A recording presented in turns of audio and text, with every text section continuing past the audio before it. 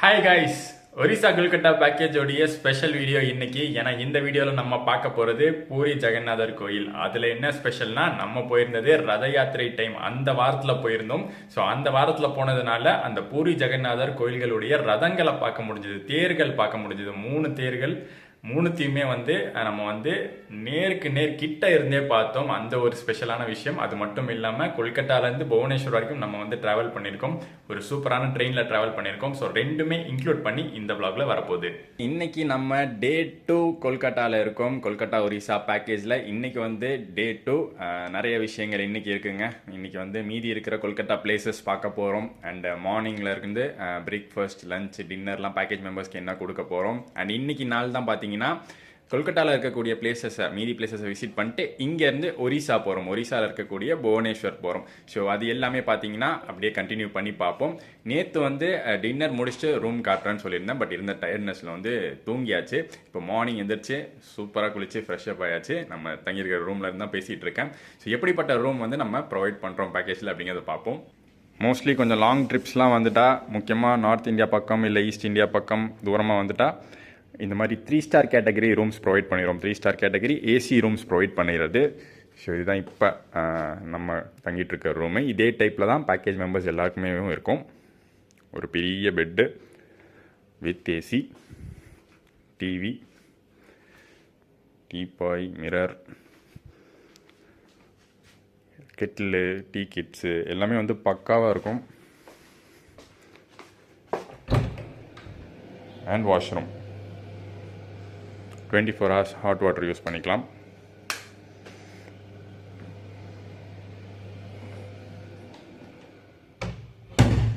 ஒவ்வொரு வாட்டியும் பார்த்தீங்கன்னா ரூம்ஸ் ப்ரொவைட் பண்ணுறதுல கரெக்டாக இருப்போம். ஏன்னா எல்லாரும் இவ்வளோ தூரம் ஃபேமிலியோட தான் வராங்க எங்கள் இன்ஃபினிட்டி பேக்கேஜை நம்பி. ஸோ ரூம்ஸ் பக்காவாக இருக்கணும். ஃபுட்டு, டிரான்ஸ்போர்ட்டு, ரூமு, இந்த 3 விஷயங்கள் பேசிக்கான விஷயங்கள். அதில் முக்கியமானது ரூமு. ஸோ ரூம் ஒவ்வொன்றும் பார்த்து தான் புக் பண்ணுவோம் ஒவ்வொரு பேக்கேஜுக்கும். ஸோ இப்படிப்பட்ட ரூம் தான் இன்னைக்கு கொல்கட்டாவில் கொடுத்துருக்கோம்.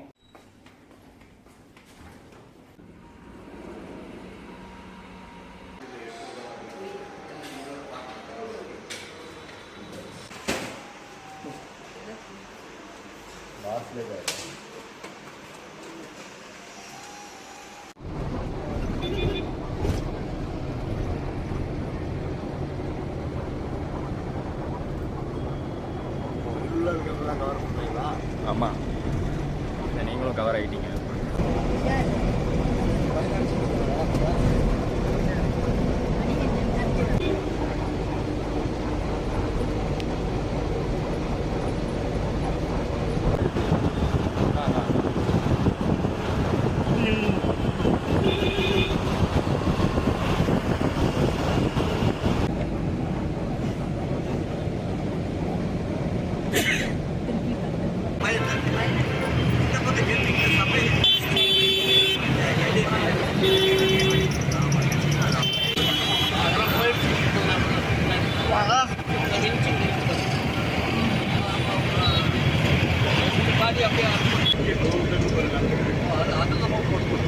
ஸோ அது ஐகானிக் ஹவுரா பிரிட்ஜ் வழியாக போய்கிட்டு இருக்கோம். இப்போ நம்ம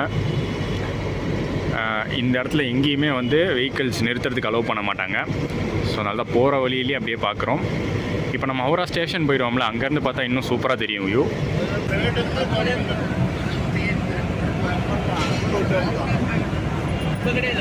ஸோ நம்ம ஹவுரா பிரிட்ஜு தாண்டினோடனே லெஃப்ட் சைடில் நம்மளுக்கு Howrah railway station, India's largest platform இருக்கக்கூடிய ரயில்வே ஸ்டேஷன்.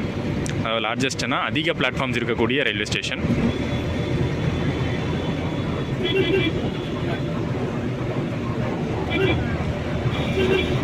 ஸோ இந்த ஹவுரா ரயில்வே ஸ்டேஷன்லேருந்து தான் நம்ம புவனேஸ்வர் ட்ரெயின் ஏற போகிறோம். ஹவுரா புவனேஸ்வர் ஜன்சதாப்தி எக்ஸ்பிரஸில் நம்ம ட்ராவல் பண்ண போகிறோம். ஒரு செம்ம ஹை ப்ரையாரிட்டி, ஹை டிமாண்ட் இருக்கக்கூடிய ஒரு ட்ரெயின் இந்த ரூட்டில். ஸோ இந்த ரூட்டில் பார்த்தீங்கன்னா ஏசி சேர் காரில் புக் பண்ணியிருக்கேன் எல்லாருக்கும், நம்ம மெம்பர்ஸ்க்கு. ஏன்னா செகண்ட் சிட்டிங் நிலமை பற்றி உங்களுக்கே தெரியும்னு நினைக்கிறேன். பயங்கர க்ரௌடடாக இருக்கும். இங்கேருந்து ஆரம்பித்து புவனேஸ்வர் வரைக்குமே பயங்கர க்ரௌடடாக இருக்கும். பட் நம்ம ஏசி சேர் காரில் தான் புக் பண்ணியிருக்கோம். ஸோ இன்றைக்கி இந்த ஜேர்னி எப்படி இருக்குன்னு பார்க்க போகிறோம். ஃபஸ்ட்டு டைம் இந்த பக்கம் ஈஸ்ட் இந்தியா பக்கம், முக்கியமாக அந்த ஈஸ்ட் கோஸ்ட் பக்கம் ஒரு செகண்ட் சீட்டிங் ட்ரெயினில் ட்ராவல் பண்ண போகிறோம். ஒரு டே டைம் ட்ரெயினில் ட்ராவல் பண்ணி எக்ஸ்பீரியன்ஸ் எப்படி இருக்குன்னு வந்து இந்த வீடியோவில் நம்ம பார்க்க போகிறோம். ஹவுரா டு புவனேஸ்வர் ஜன்சதாப்தியில் டோட்டலாக 2 ஏசி சேர் கார் கோச்சஸ் இருக்குது, C1 அண்ட் C2. நம்மளுக்கு நம்ம மெம்பர்ஸ் எல்லாருக்கும் கிடச்சிருக்கிறது C2ல தான் கிடச்சிருக்கு. அதை தாண்டி பார்த்தீங்கன்னா அந்த பக்கம் இருக்கிறது D1, D2, D3 அண்ட் இந்த பக்கம் வந்து D12 வரைக்கும் இருக்குது. ஜனசதாப்தி எக்ஸ்பிரஸ் கான்செப்ட் படி அன்ரிசர்வ்டு கோச்சஸே கிடையாது. ஃப்ரண்ட் அண்ட் பேக்கு 2 சைடுமே அன்ரிசர்வ்டு இருக்காது. ரிசர்வ்டு ஏசி அண்ட் நான் ஏசி மட்டும்தான் இருக்கும். பட் இவங்க கான்செப்ட் வேற இல்லை, இந்த ஊர் கான்செப்ட் வேற இல்லை. இந்த ஊர்க்காரங்களுக்கு வந்து மோஸ்ட்லி எல்லாமே வந்து அன்ரிசர்வ்டாக தான் இருக்கும். ஏசியாச்சு இன்னைக்கு விட்டு வைக்கிறாங்களா பார்க்கலாம். செகண்ட் சிட்டிங் கோச்சில் இருக்கும், ரிசர்வ்டு செகண்ட் சிட்டிங் தான் இது. கூட்டம் கம்மியாக தான் இருக்குல்ல, எதிர்பார்த்ததோட கம்மியாகவே இருக்குது. அடுத்த ஸ்டேஷன் கராக்பூர் இருக்குது. அங்கே இன்னும் காரமாக உக்கிரமாக இருப்பாங்க, பார்க்கலாம் க்ரௌட் அங்கே போய். ஆக்சுவலி 1:25 ஷெட்யூல் டிபார்ச்சர் டைம் நம்ம ட்ரெயினுக்கு, பட் இன்னும் கிளம்பலை. ஐகானிக்கான ஹவுரா ரயில்வே ஸ்டேஷனை வந்து காட்ட முடியல, ஏன்னா மெம்பர்ஸோடு வந்ததுனால அப்படியே உள்ளே வந்தாச்சு. பட் இங்கேருந்து முடிஞ்ச அளவுக்கு காட்ட ட்ரை பண்ணுறேன். இதுதான் ஹவுரா ஸ்டேஷனோட பில்டிங்கு அண்ட் அது ஹவுரா பிரிட்ஜு.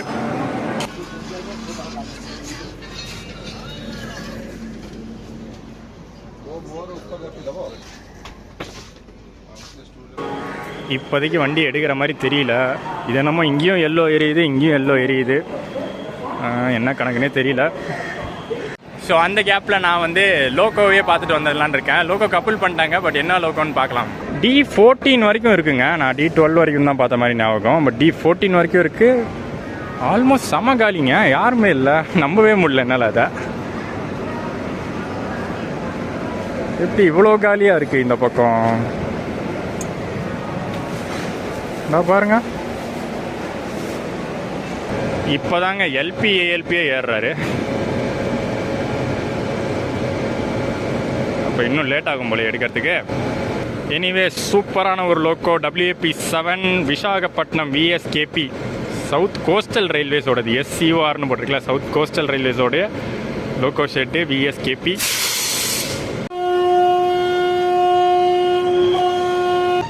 ஹவுராலேருந்து கிளம்புற ஒரு ட்ரெயின் vlog எடுக்கிறோம். ஹவுரா பிரிட்ஜை காட்ட முடியலையே அப்படின்னு வருத்தப்பட்டு இருந்தேன். எங்கே தெரியுது பாருங்கள், சூப்பராக தெரியுது.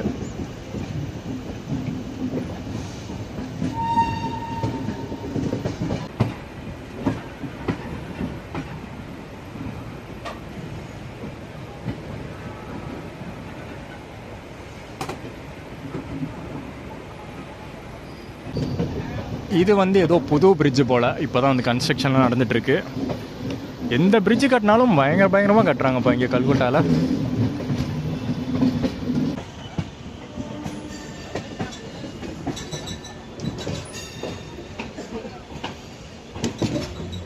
One hour later.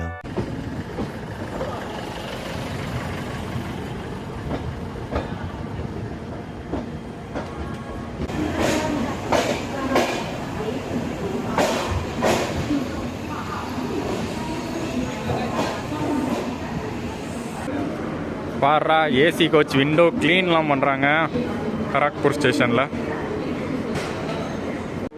பெரிய கூட்டம் ஏறவே இல்லைங்க.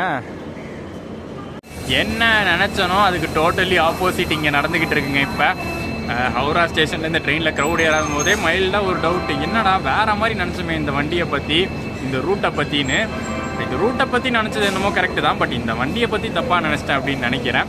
ஹவுராவில் எந்த அளவுக்கு சீட்ஸ் காலியாக இருந்துச்சோ அப்படி தான் இங்கே கராக்பூர்லேயும் இருக்குது. பெருசாக ஒரு க்ரௌடும் ஏறல, நிறைய பேர் இறங்கினவங்க தான் இருந்தாங்க. கொல்கட்டாவிலேருந்து ட்ராவல் பண்ணி கராக்பூரில் இறங்கினவங்க தான் நிறைய பேர் இருந்தாங்க. இங்கேருந்து ஏறவும் செஞ்சாங்க, பட் நான் எதிர்பார்த்த அளவுக்குலாம் ஏறல. யூஸ்வலாக ரிசர்வ்டு பேசஞ்சர்ஸ் ஏறுற மாதிரி தான் ஏறியிருக்காங்க. அண்ட் டிடிஸும் பார்த்தீங்கன்னா லைனாக இருக்காங்க இந்த ட்ரெயின் ஃபுல்லாக. ஏசி கோச் மட்டும் இல்லாமல் நான் ஏசி கோச் வரைக்கும் லைனாக டிடிஸ் செக் பண்ணிட்டு தான் இருக்காங்க.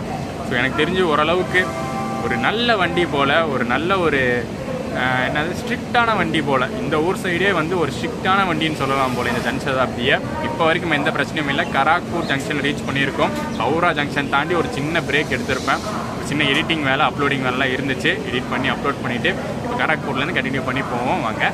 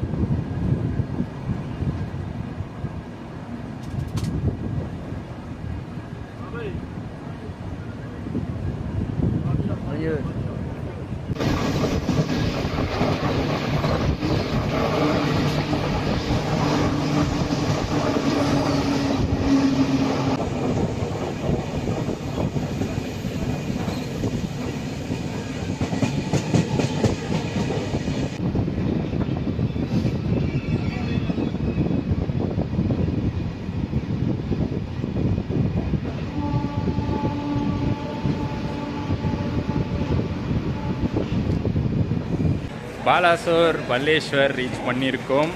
ஒரிசாக்குள்ளே என்ட்ரு ஆயாச்சு. நம்ம இங்கே வெஸ்ட் பெங்கால்லேருந்து ஒரிசாக்குள்ளே என்ட்ரு ஆயாச்சு. ஸோ இந்த இடத்துல வந்து சவுத் கோஸ்டல் ரயில்வேஸ் பற்றி ஒரு விஷயம் பார்ப்போமா. சம்மந்தமே கிடையாது தான். இப்போ நம்ம போயிட்டு இருக்க ரூட்டுக்கும் சவுத் கோஸ்டல் ரயில்வேஸ்க்கும் சம்மந்தமே கிடையாது. பட் இருந்தாலும் நம்ம வந்து ஃப்ரண்ட்டில் விசாகப்பட்டினம் லோக்கோ ஷேடோடைய WAP7 பார்த்தோம். அதை மென்ஷன் பண்ணும்போது சவுத் கோஸ்டல் ரயில்வேஸ் SCOR அப்படின்னு வந்து மென்ஷன் பண்ணியிருப்பேன். ஸோ அது வந்து பார்த்திங்கன்னா இப்போ ரீசெண்டாக உருவான ஒரு டிவிஷன் இந்தியன் ரயில்வேஸில். இதுக்கு முன்னாடி வந்து SCRல இருந்த செக்ஷனில் இருந்து சவுத் கோஸ்ட் ஒட்டி வருது இல்லை, விசாகப்பட்டினத்தில் ஆரம்பித்து விஜயவாடா வரைக்கும் சவுத் கோஸ்ட் ஒட்டியே வருது இல்லை. ஸோ அந்த சவுத் இந்தியாவில் இருக்கக்கூடிய கோஸ்ட்டை ஒட்டி வரதுனால சவுத் கோஸ்டல் ரயில்வேஸ் அப்படின்னு ஒரு புது டிவிஷன் 2014 இதுக்கான வேலைகள் நடந்துட்டு தான் இருந்துச்சு. இதுக்கான ஏற்பாடுகள் அந்த அஃபிஷியல் ஒர்க்ஸ் எல்லாமே நடந்து தான் இருந்துச்சு. 2026 ஜூனில் இருந்து அஃபிஷியலாக பார்த்திங்கன்னா அதை கொண்டு வந்திருக்காங்க. அண்ட் இந்த இடத்துல பார்த்திங்கன்னா பயங்கர க்ரௌட் ஏறினாங்க இந்த ட்ரெயினில். ஏறி பார்த்திங்கன்னா அதோ ஏசி கோச்சில் நிற்கிற அளவுக்கு ஏறிட்டாங்க. இந்த பக்கம் நான் ஏசி கோச்சு சொல்லவே வேணாம், காலியாக இருந்துச்சு இது வரைக்கும். பட் இங்கே ஃபுல்லாகிடுச்சு.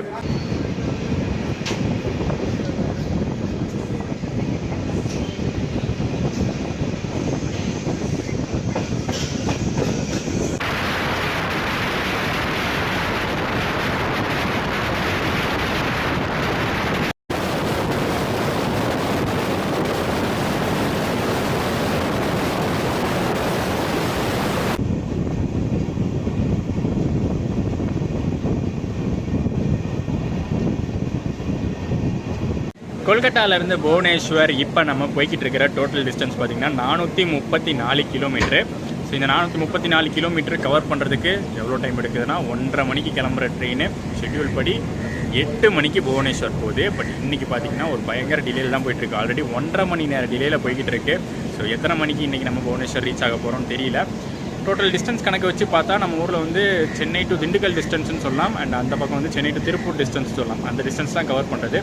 ஆனால் அதிக டைம் எடுத்துக்கிற மாதிரி தெரியுது. முக்கியமாக நடுவில் நிறுத்தி போகிற மாதிரி தான் தெரியுது. என்ன தான் வேலை பார்க்குறாங்கன்னு தெரியல. நம்ம வந்து சாந்திரகாட்சியில் வரும்போதும் அப்படி தான் ஆச்சு. இப்போ இந்த வண்டியில் சாந்திரகாட்சி ஏசி எக்ஸ்பிரஸ் சொல்கிறேன் நான், அதில் வரும்போதும் இப்படி தான் ஆச்சு. இப்போ இந்த ஜன்சதாப்தியில் போகும்போது அப்படி தான் ஆகுது. என்ன வேலை தான் பார்க்குறாங்கன்னு தெரியல. ஈஸ்ட் பக்கம் நம்ம இருக்கிறதுனால சீக்கிரமே வந்து இருட்டிடும் அப்படின்னு நினச்சேன். பட் பரவாயில்ல, நல்லாவே வெளிச்சம் இருக்குது. 6:30 மணி வரைக்குமே கரெக்டாக 6:30 தாண்டி இருக்கும். நல்ல வெளிச்சமே இருக்குது. பட் காலையில் வந்து அப்படி கிடையாது. நம்ம வந்து இந்த பக்கம் ஈஸ்ட்டுக்கார பக்கம் இருக்கிறதுனால, ஈஸ்ட் கோஸ்ட் பக்கம் இருக்கிறதுனால சூரியன் இந்த பக்கம் தான் உதயம் ஆகிறது. அதனால் நம்மளுக்கு சென்னையை விட சீக்கிரமே வந்து வெளிச்சம் வந்துடுற மாதிரி தெரியுது. இப்போ சென்னையிலலாம் ஒரு 6 மணி டைமில் என்ன வெளிச்சம் பார்ப்போமோ, இன்னைக்கு காலையில் கொல்கட்டாவில் முழிக்கும் போதெல்லாம் வந்து 5 மணிக்கே முழிப்பு வந்து 5 மணிக்கு பார்க்கும்போது ஃபுல்லாக வெளிச்சமாக இருந்துச்சு. ஐயோ லேட்டாக எழுந்திரிச்சிட்டோமோ அப்படின்னு சொல்லி பார்த்தா 5 மணி தான் ஆகுது. 5 மணி அப்படிங்கிறது 6 மணி வெளிச்சம் மாதிரி இருக்குது. சீக்கிரமே வந்து விடிகிற மாதிரி இருக்குது.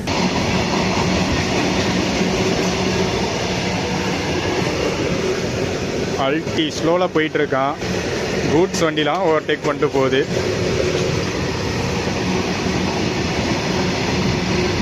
பட் சும்மா விடுவோமா, நம்ம தான் தன் சதாப்தியாச்சு.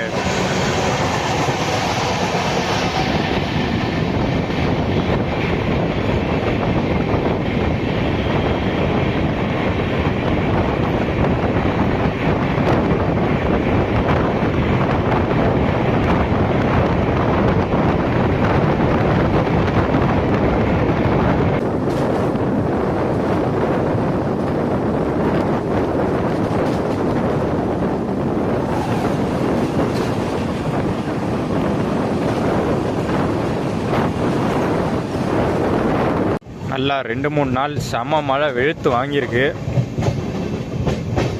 எந்த பக்கம் பார்த்தாலும் எல்லாம் அந்த குளம் குட்டை எல்லாமே நல்லா நிரம்பி இருக்கு.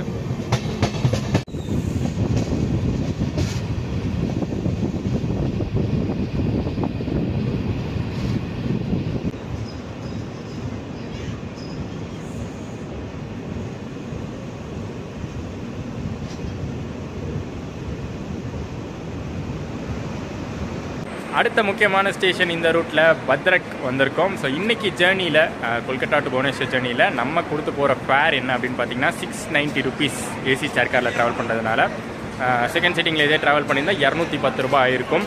ஒரு 500 ரூபாய் கிட்ட டிஃப்ரென்ஸ் வருது. பட் எனக்கு தெரிஞ்சு பெஸ்ட்டு வந்து ஏசி சேர் கார் தான் நினைக்கிறேன். அந்த ஒரு கூட்ட நெரிசல் எதுவும் இல்லாமல் ரிலாக்ஸான ஜேர்னி. ஆல்ரெடி பார்த்தீங்கன்னா வண்டி லேட்டில் வேறு போய் கருப்பு ஏற்றிட்டு இருக்கு. ஸோ இதுக்கு மேலே வந்து அந்த கூட்டத்தை வேறு வந்து நானே சமாளிக்கணும்னு நினச்சா அது கஷ்டமாக தான் இருந்திருக்கும். ஏசியில் போட்டதே நல்லது தான். 690 ஆச்சு.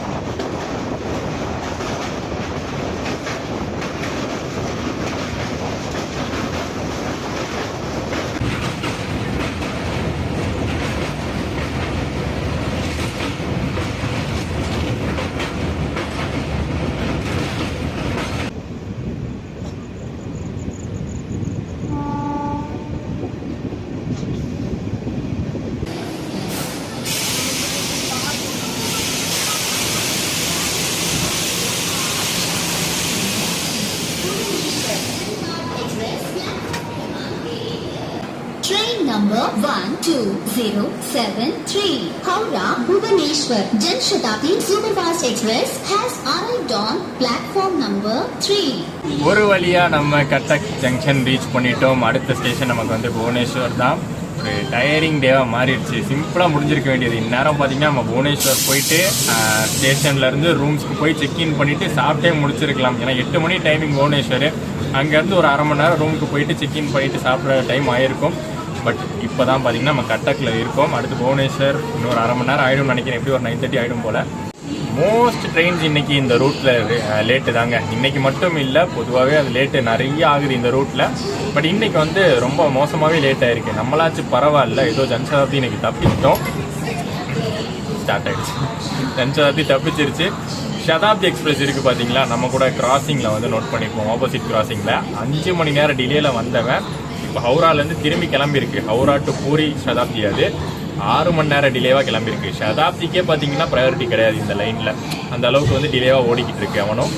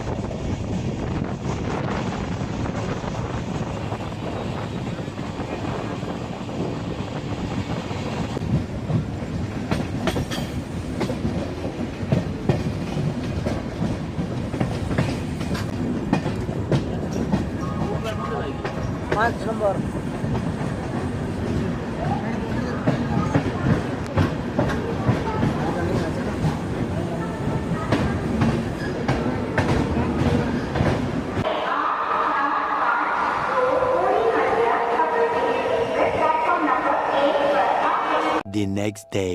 Good morning guys. இன்னைக்கு புவனேஸ்வரில் நம்ம ஒரிசா பேக்கேஜ் கண்டினியூ ஆகுது. கொல்கட்டா ஒரிசா பேக்கேஜ் கண்டினியூ ஆகுது. ஸோ நேற்று நைட்டு நம்ம வந்து இங்கேருந்து கொல்கட்டாவிலேருந்து வந்திருந்தோம் ஜன்சதாப்தி எக்ஸ்பிரஸில். ஒரு 1 hour டிலேயில் தான் கொண்டு வந்து இங்கே ரீச் பண்ண வச்சான். ஸோ அதுக்கப்புறம் வந்து ரூம்ஸ் செக்இன் பண்ணி டின்னர் சாப்பிட்டு படுக்க கரெக்டாக இருந்துச்சு. இப்போ மார்னிங் வந்து ஃப்ரெஷ்அப் ஆயாச்சு. சூப்பராக ஃப்ரெஷ்அப் ஆகி ரெடி ஆயாச்சு. இன்றைக்கி வந்து புவனேஸ்வரில் இருக்கோம். புவனேஸ்வர்லேருந்து ஒரு சூப்பர் பிளேஸ்க்கு போகிறோம் இன்றைக்கி. அதை பற்றி நம்ம நெக்ஸ்ட்டு பார்ப்போம். பின்னாடி பார்த்தீங்கன்னா பிரேக்ஃபாஸ்ட் நடந்துக்கிட்டு இருக்குது. ஸோ பிரேக்ஃபாஸ்ட் இன்றைக்கி என்னென்ன ப்ரொவைட் பண்ணியிருக்கோம் அப்படிங்கிறத பார்த்துட்டு இங்கேருந்து வந்து டெஸ்டினேஷன் சூப்பரான ஒரு பில்கிரிம் ஸ்பாட்டுக்கு கிளம்புறோம்.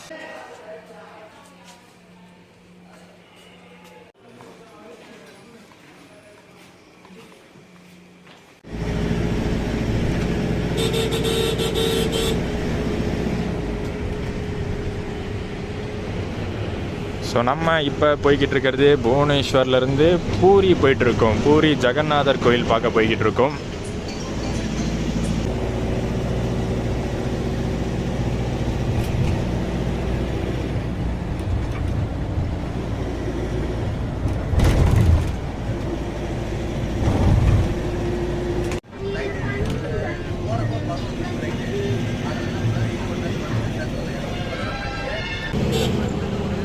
புவனேஸ்வர்லேருந்து பூரி வரைக்கும் டோட்டலாக பார்த்திங்கன்னா ஒரு 60 கிலோமீட்டர் வரும். ஆனால் சூப்பரான ஹைவே இருக்கும் அங்கேருந்து பூரி வரத்துக்கு. ஸோ ரோடு பற்றி எந்த பிரச்சனையும் இல்லை. 60 கிலோமீட்டர் ஹைவேயில் மேக்ஸிமம் ஒரு 1.25 மணி நேரத்துலேருந்து 1.5 மணி நேரம் வரைக்கும் ஆகும்.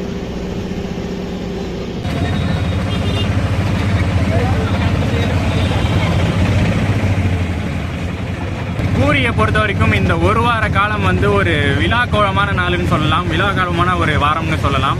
ஏன்னா இந்த ஜெகநாத் பூரி ஜெகநாத் யாத்திரைனா அது வந்து ஒரு உலக ஃபேமஸான ஒரு ஜெகநாத் யாத்திரை, ரத யாத்திரை. ஸோ அந்த ரத யாத்திரைக்கு பார்த்தீங்கன்னா ஒரு பல்லாயிரக்கணக்கான லட்சக்கணக்கான மக்கள் வருவாங்க. ஸோ இந்த ஒரு வாரம், அதாவது ஜூலை 16லேருந்து ஜூலை 24 வரைக்கும் இந்த ஒரு 8-9 நாட்கள் பார்த்தீங்கன்னா இந்த ஊரே ஃபுல்லாக வந்து க்ரௌடடாக தான் இருக்கும். ஏன்னா இந்தியா ஃபுல்லாக இருந்து நிறையா பேர் வந்து பார்க்க வருவாங்க. ஸோ ஒரு மாதிரி வந்து இன்றைக்கி வந்து ஒரு டிராஃபிக்கான ஏரியாவாக தான் இந்த வந்து பூரி இருக்க போகுது. அதே சமயத்தில் கூட்டமும் ஜாஸ்தி இருக்க போது தான். இப்போ நம்மளே பார்த்தீங்கன்னா பார்க்கிங் வந்து பெரிய வண்டி பார்க்கிங்கை ரொம்ப தூரத்துலேருந்து நிறுத்திட்டாங்க. அங்கேருந்து ஒரு 4 கிலோமீட்டர் கோயிலுக்கு வர மாதிரி இருக்கும். நம்ம ஷேர் ஆட்டோவில் தான் வரோம்.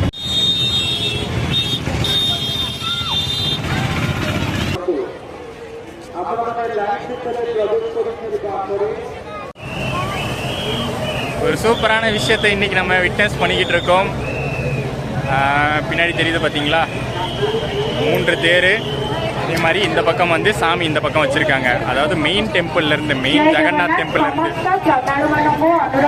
ரத யாத்திரைங்கிறது வந்து இதுதான். ஒவ்வொரு வருஷமும் பார்த்தீங்கன்னா அங்கே மெயின் கோயில், மெயின் ஜெகநாத் கோயிலேருந்து ஒரு 2 கிலோமீட்டர் 3 கிலோமீட்டர் தள்ளி இருக்கிறது தான் இந்த குண்டிச்சா கோயில் அப்படின்னு சொல்லுவாங்க. ஸோ ஒவ்வொரு வருஷமும் அங்கேருந்து இங்கே வந்து தேரில் சாமியை கொண்டு வருவாங்க. 3 சாமிகள் இருக்குல்ல, இந்த 3 சாமிகளையும் இங்கே கொண்டு வருவாங்க. தேரில் வச்சு கொண்டு வருவாங்க. அதுக்கு தான் 3 தேர், 3 சாமியை கொண்டு வரத்துக்கு 3 தேர்.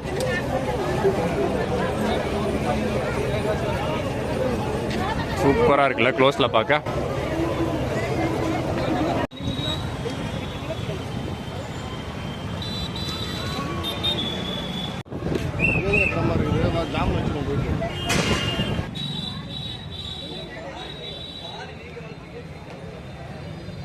சிறப்பாக தரிசனம் முடிச்சாச்சு ஜெகநாத், பூரி ஜெகநாத் கோயிலில். சூப்பராக இருந்துச்சு. இன்றைக்கி அதிக கூட்டம் இல்லை. அந்த ரத யாத்திரை மெயின் அப்படிங்கிறதுனால அந்த கோயில், அந்த குண்டிச்சா கோயில் இருக்குல்ல, அங்கே தான் பார்த்தீங்கன்னா பயங்கர கூட்டமாக இருக்குது. அந்த தேர், அந்த ரதத்தெல்லாம் பார்க்கறதுக்கு அங்கே வந்து நிறையா கூட்டம் இருக்குது. இங்கே வந்து கூட்டம் கம்மியாக தான் இருக்குது. ஸோ சீக்கிரமே பார்த்துட்டு வந்தாச்சு. இப்போ அடுத்த ஸ்பாட்டுக்கு போக போகிறோம். நல்லா இருந்துச்சா?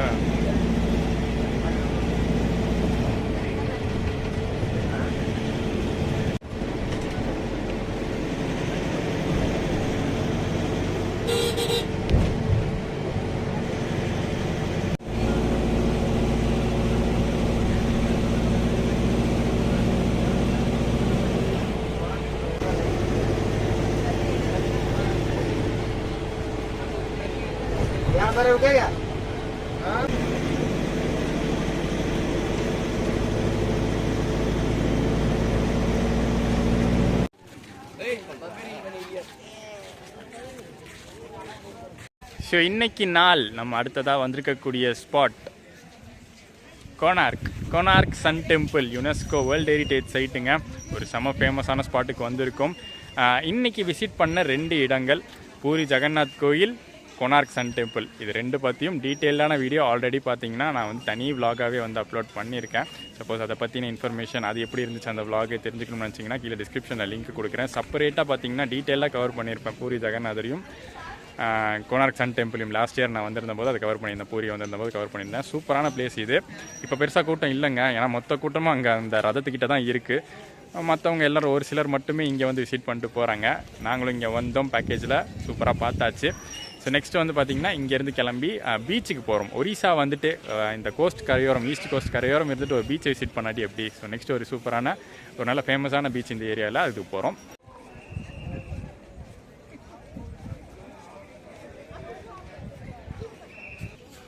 குட்டி பூரி ஜெகநாதர் கோயிலே வாங்கியாச்சு. சூப்பராக இருக்குல்ல. இங்கே சேல் பண்ணுறாங்க, எல்லாம் 50 ரூபா தான் சேல் பண்ணுறாங்க.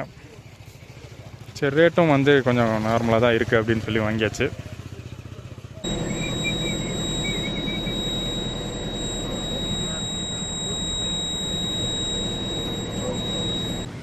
The famous Puri Chandrabhaga beach.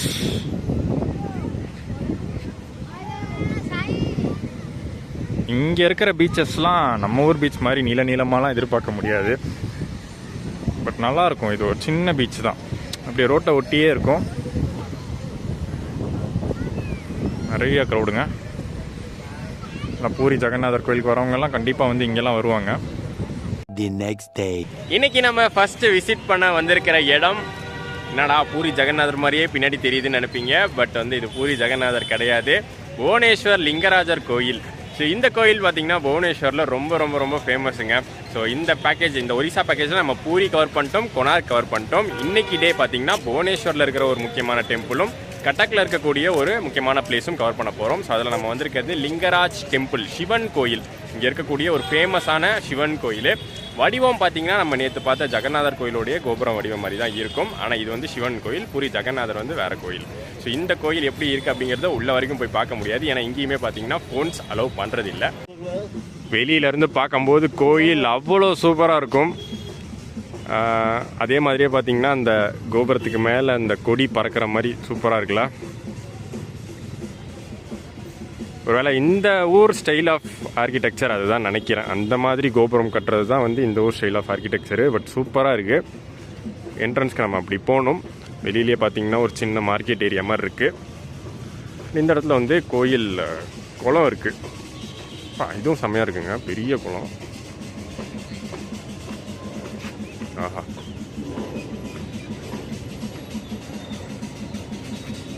Flight எவ்வளோ கிட்ட வருது.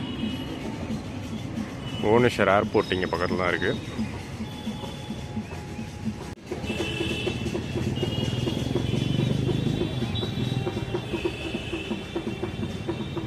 ஸோ ஓவரால் இந்த வீடியோ பிடிச்சிருக்கும் அப்படின்னு நினைக்கிறேன். இதோட பார்த்தீங்கன்னா நம்ம பேக்கேஜ் முடியுது. ரிட்டன் ஜேர்னி நம்ம வந்து சென்னைக்கு கிளம்புறோம். இங்கே ஒரிசா புவனேஸ்வர்லேருந்து சென்னை ரிட்டன் ஜேர்னி. அது வந்து அடுத்த vlogல வரும். அண்ட் இந்த vlog வந்து பிடிச்சிருக்கும் அப்படின்னு நினைக்கிறேன். அண்ட் இதே மாதிரி அடுத்தடுத்த பேக்கேஜஸ், இன்ஃபினிட்டியோடைய பேக்கேஜஸ் பற்றி தெரிஞ்சுக்கணும் அப்படின்னு நினச்சிங்கன்னா இன்ஃபினிட்டியோடைய நம்பர் அண்ட் இன்ஃபினிட்டியோடைய இன்ஸ்டாகிராம் ஐடி கீழே டிஸ்கிரிப்ஷனில் கொடுக்குறேன். அதை வந்து சேவ் பண்ணி வச்சுக்கோங்க. அதோடைய கேட்டலாகில், வாட்ஸ்அப் கேட்டலாகில் எல்லா டீட்டெயில்ஸும் வரும். ஸோ இந்த வீடியோவிலேருந்து விடைபெறேன். தடா.